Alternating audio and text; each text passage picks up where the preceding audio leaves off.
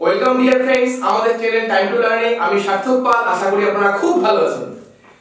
আমরা আজকে যে টপিকটা নিয়ে আলোচনা করব সেটা তারই পার্ট, যে আমরা যে আলোচনা করছিলাম যে স্টুডেন্টরা ক্যালকুলেশন করতে গিয়ে যে প্রবলেমগুলো ফেস করে তারই একটা পার্ট নিয়ে আজকে আমরা আলোচনা করছি। সেটা হচ্ছে কি গুণনীয়ক ও গুণিতক।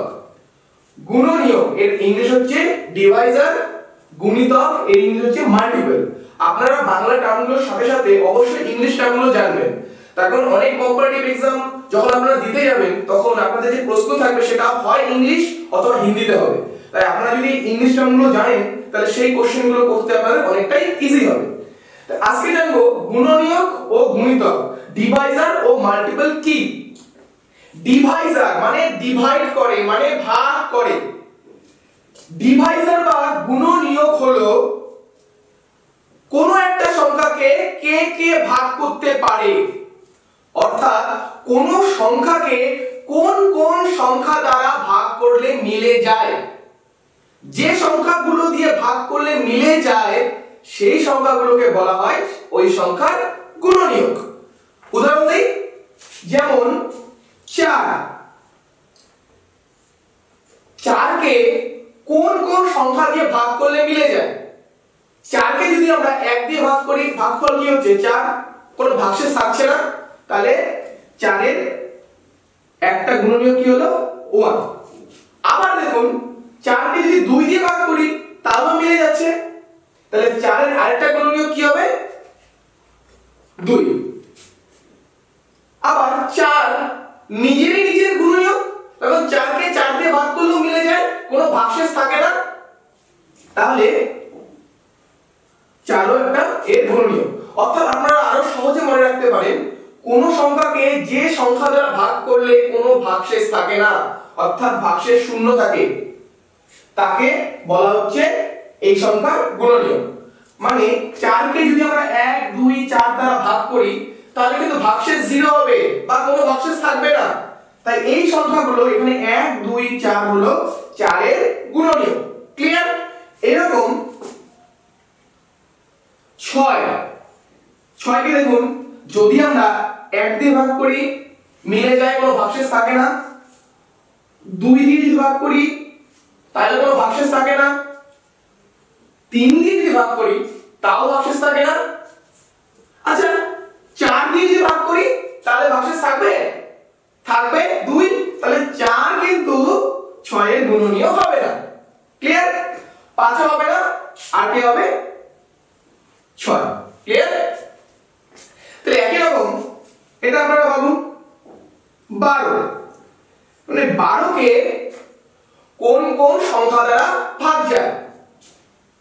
1 2 দিয়ে ভাগ করলেও মিলে যায়, 3 দিয়ে ভাগ করলেও মিলে যায়, 4 দিয়ে ভাগ করলেও মিলে যায়, তখন 3 4 12, 5 দিয়ে ভাগ করলে কি মিলে? মিলে না। 6 দিয়ে ভাগ করে মিলে যায়, 12 দিয়ে ভাগ করলে মিলে যায়। বুঝা গেল?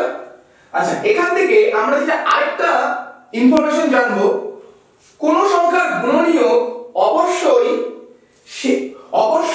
1 এবং সেই সংখ্যা হবে। আমরা আরেকটা ইনফরমেশন কি জানলাম, কোন সংখ্যার গুণনীয়ক অবশ্যই 1 এবং সেই সংখ্যা হবে। দেখুন 4 এর গুণনীয়ক কি 1 2 4, তাহলে অবশ্যই দেখুন 1 এবং 4 থাকবেই, অর্থাৎ 1 এবং সেই সংখ্যা থাকবেই। তেমনি 6 এর ক্ষেত্রেও দেখুন 1 এবং সেই সংখ্যা, 1 এবং সেই সংখ্যা থাকবেই। 12 এর ক্ষেত্রেও দেখুন 12 গুণনীয়কের ক্ষেত্রে 1 এবং সেই সংখ্যা মানে 12 নিজে থাকবে। এখান থেকে পরবর্তীতে আমরা যৌগিক সংখ্যা মৌলিক সংখ্যা কি আমরা বুঝতে পারি সেটা নিয়ে অন্য একদিন ক্লাস করব।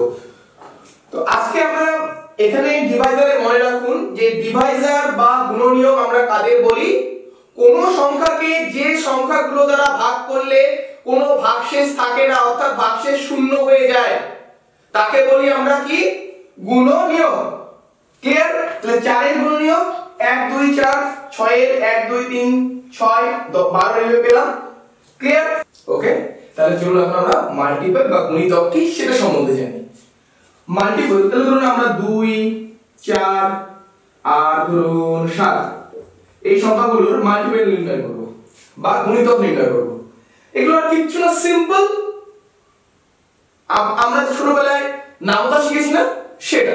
তাহলে 2 এর নামতা কি শিখেছিলাম? 2 অক্ষে 2 2 2 গুণ 4 8 10 এরকম শিখেছিলাম।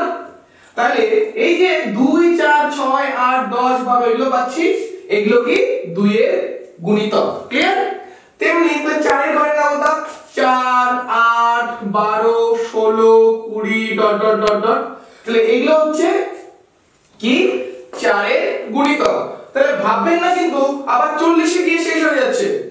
তারপর আমরা তো নামতা সাধারণত 40 পর্যন্তই করেছি, 4 10 40। তারপরেও কিন্তু হতে থাকবে 44 48 52 হয়ে যেতে থাকবে। অর্থাৎ 4 * 1 4 4 * 2 8 4 * 3 12 4 * 4 16 এইভাবে 4 * 10 40 যাবে। তারপর আবার 4 * 11 44 আসবে, 4 * 12 48 আসবে, এইভাবে চলতে থাকবে। তেমনি 7, তাহলে 7 14 21 এইভাবে চলছে, শেষ নেই। ক্লিয়ার? বোঝা যাচ্ছে? তাহলে কি বললাম? কোন সংখ্যার মাল্টিপল কি সেই সংখ্যার নামতা। মানে 2 এর নামতা কি ছিল? 2 4 6 8 10 এভাবে চলছে, 4 এর এভাবে চলছে। তাহলে আমরা আজকে শিখলাম কি গুণনীয়ক কি ও গুণিতক কি।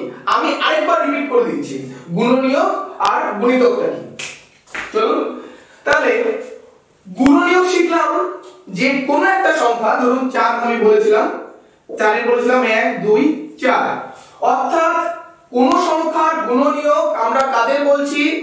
যে যে সংখ্যা দ্বারা কোন একটা সংখ্যাকে ভাগ করলে ভাগফল মিলে যাচ্ছে, অর্থাৎ কোনো ভাগশেষ থাকছে না, তাহলে সেই সংখ্যাগুলোকে বলবো এই সংখ্যার গুণনীয়ক।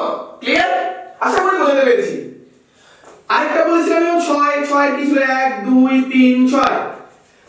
কি বললাম তাহলে? কোন সংখ্যাকে যে যে সংখ্যা দ্বারা ভাগ করলে ভাগফল মিলে যাচ্ছে, ভাগশেষ থাকছে না, তাকে বলছি সেই সংখ্যার গুণনীয়ক।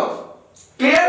আর গুণিতক বললাম সিম্পল, কোন সংখ্যার গুণিতক বলতে আমরা বুঝবো সেই সংখ্যার নামতা। মানে 2 অক্ষে 2 2 গুণ 4 6 8 হয়ে যাচ্ছে, সিম্পল। তাহলে মনে রাখা একদম সুবিধা।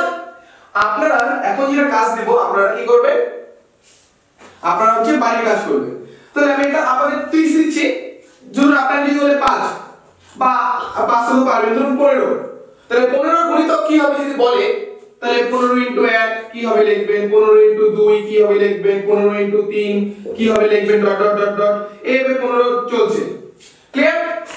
আপনাদের এখন আমি কাজ দেব। ওকে, তাহলে আপনারা এই 10 13 21 এর গুণনীয়ক বার করবেন। অর্থাৎ 10 এর গুণনীয়ক কি, 13 এর গুণনীয়ক কি, 21 এর গুণনীয়ক কি, এগুলো বার করবেন। আর 13 17 19 এদের গুণিতক কি বার করবেন।